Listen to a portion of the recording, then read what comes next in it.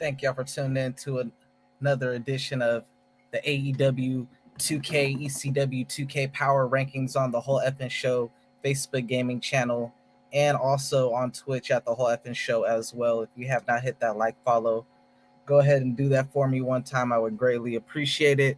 Today we are going to be doing the AEW ECW 2K Power Rankings for June 9th, 2021. And before I get into the top 10, I'm going to try to run through these, keep this short and brief. I know people don't got long attention spans. I know people got things to do. Totally understand. Coming in at honorable mention number 3. I got 3 honorable mentions before I get into the top 10.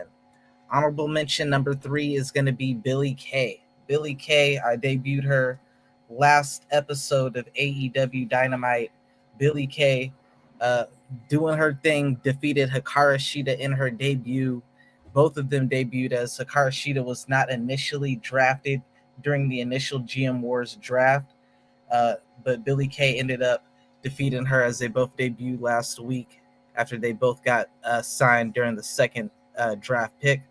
Honorable mention number 2, I got Jerry Lynn. Jerry Lynn doing his thing. Jerry Lynn defeated Ricky Starks in the very first episode of ECW 2K. I suggest you guys go check out that episode. There's a lot of good stuff that happened in that episode. Debo from Friday showed up and attacks Jerry Lynn at the end of that episode, so you definitely don't want to miss the ECW 2K series.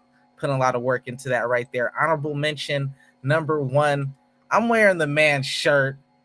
The man, my favorite wrestler of all time, RVD, Rob Van Dam, coming in honorable mention number 1 after defeating Yushin Thunder Liger, also on that same episode of ECW 2K. That was a very good matchup right there. And I love how that match ended with the Van Daminator transition into the 5-star frog splash, man. It felt like he was just watching old school ECW on the TV right there. So RVD with the honorable mention. With that being said, let's get into the top 10.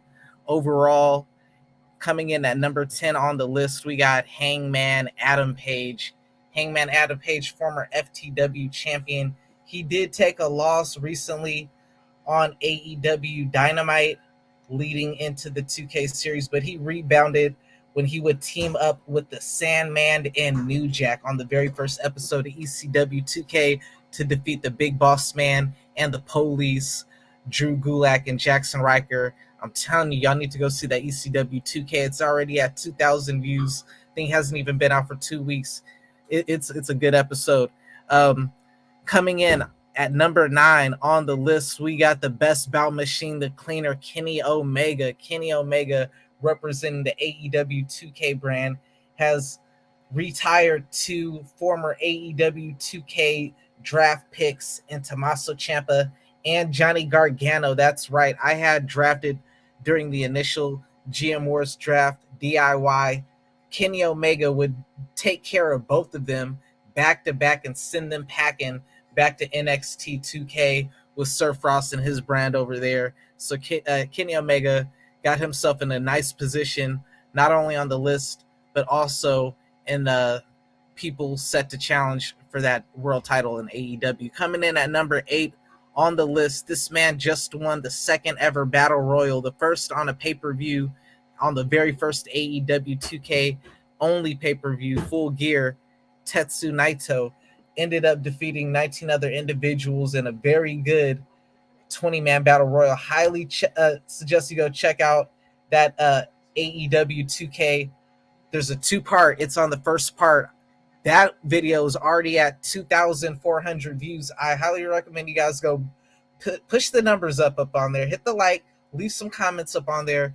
That's a very good match right there. Tetsu Naito did his thing. Coming in number 7 on the list, we got the very first ever ECW 2K television champion, the homicidal, suicidal, death-defying Daredevil Sabu, coming in at number 7 on the list. My favorite number, by the way. Sabu, one of my favorite wrestlers of all time.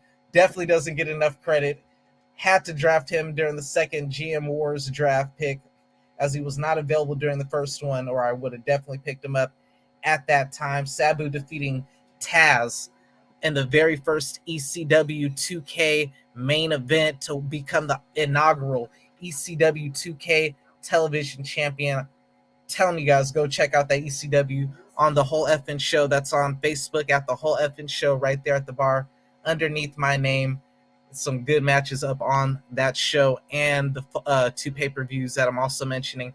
Coming in number 6, this man is the reason for the ECW 2K series, the franchise. Shane Douglas, the ECW World Heavyweight Champion, would shock the world on the last on the last AEW Dynamite leading up to the AEW Full Gear pay-per-view in the main event.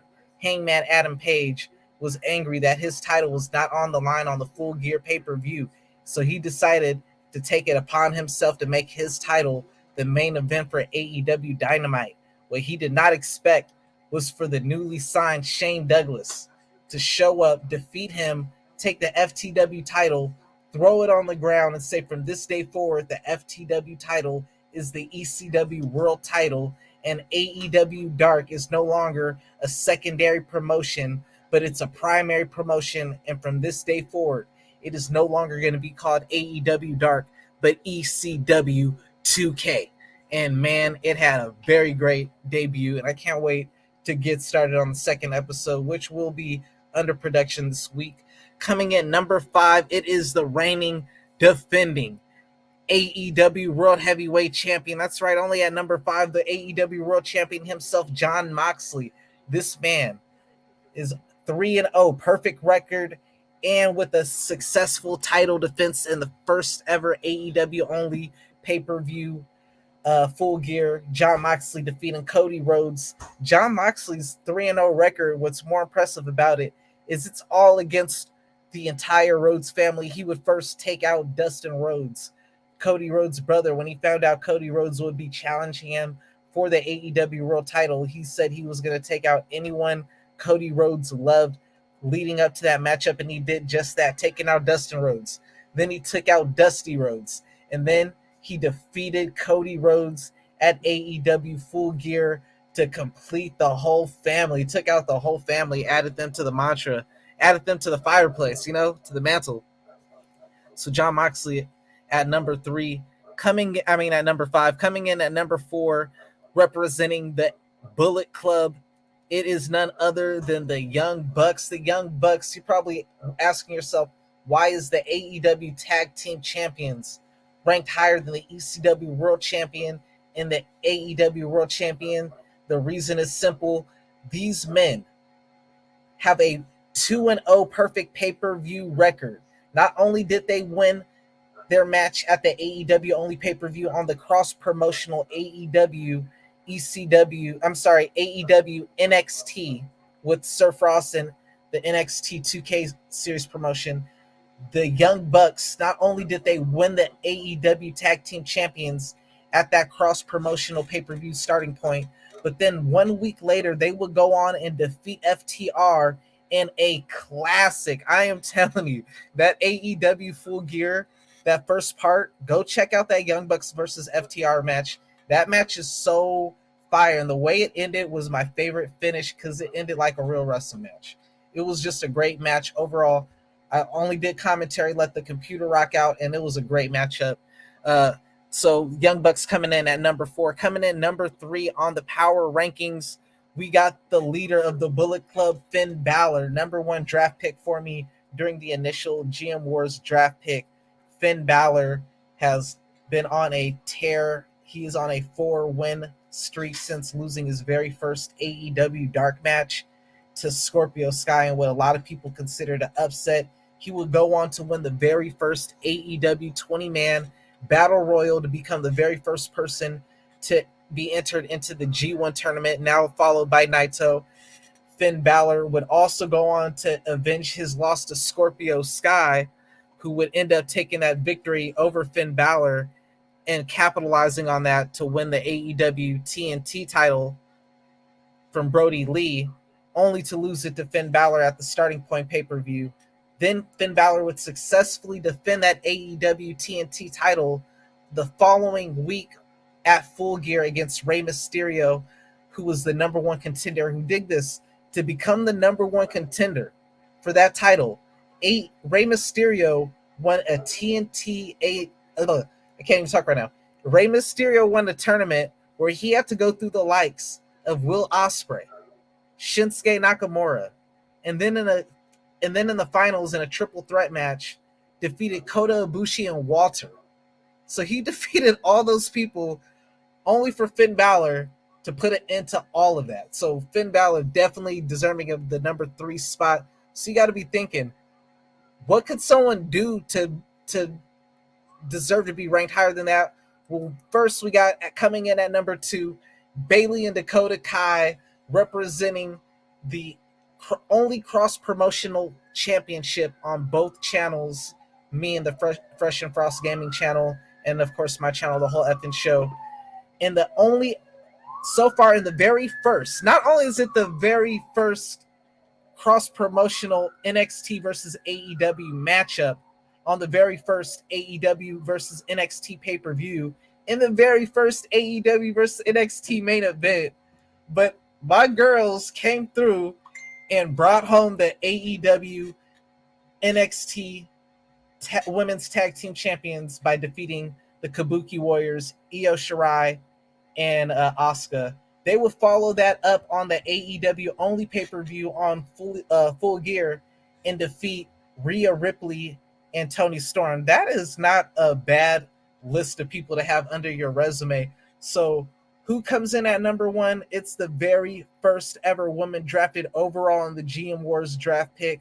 We were talking about the boss, Sasha Banks. So what makes Sasha Banks stand out? Even though I so wanted to give Bayley and Dakota Kai, because I was so happy that they ended up winning that cross promotional thing, because it's GM Wars after all, and it's my channel and my boy Sir Frost's channel, and we both got our brands, we both do our draft picks and all that stuff. So to have them go head to head, I was happy to pick up to get that first victory, and I was happy to be able to have that extra set of titles to be defended on my shows until the next cross promotional event, which again, then they'll be back on the line.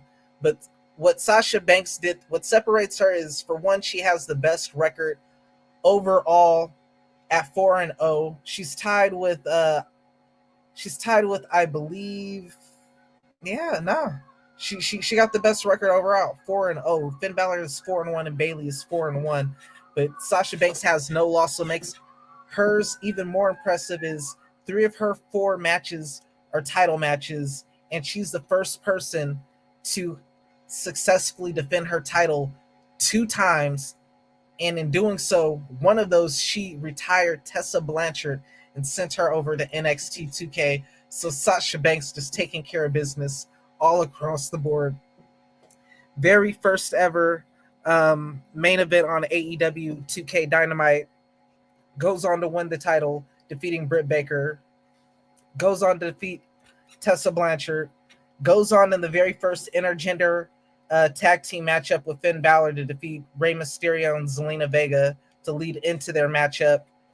To defeat Scorpio Sky and Candice LeRae at that time, before Candice LeRae got ambushed. So Sasha Banks, she's just been clearing house all across the board. And did I forget to mention, in AEW 2K, Sasha Banks has joined up with the Bullet Club. She got Bullet Club attire and everything. So y'all need to go check that out. She's been doing her thing. The Bullet Club is running shop.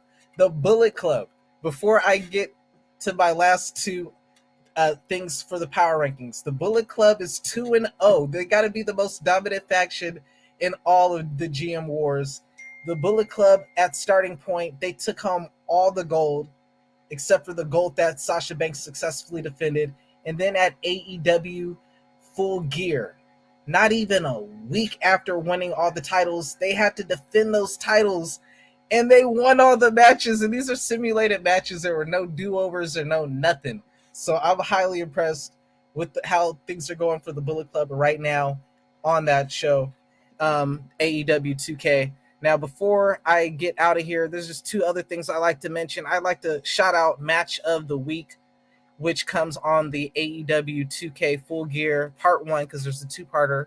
check out, if you don't check out nothing else, go check out that Young Bucks versus Revival match. If you don't check out nothing else, go check out that match. That played out like a real freaking match, bro. My commentary, I don't know if my commentary, how on point my commentary was, because I'm always like in my Joey Styles bag when I'm doing commentary for from ECW and everything. But this matchup was fire, bro. Like, this is just a great matchup. You got to definitely go check it out. Young Bucks coming up with the win. Hitting the Meltzer driver to pick up the win, bro. I just loved it. There was hot tag moments. There was a lot of back and forth action. It had everything up in that one. The only thing it didn't have, because I'm not doing the matches, it doesn't have like putting people through the tables and announce tables, you know? So that's kind of the only thing that the pay-per-views miss out. Because like during the weekly shows, I'll do some editing. So like if something, like, I won't change if the outcome, if they lose, and then I'll just rewrite the story based on that. But like if there's like certain little things like I have in mind that I want to like edit into there or whatever, I'll do that. But with the pay-per-views, I just let it rock. So this one right here, I was just doing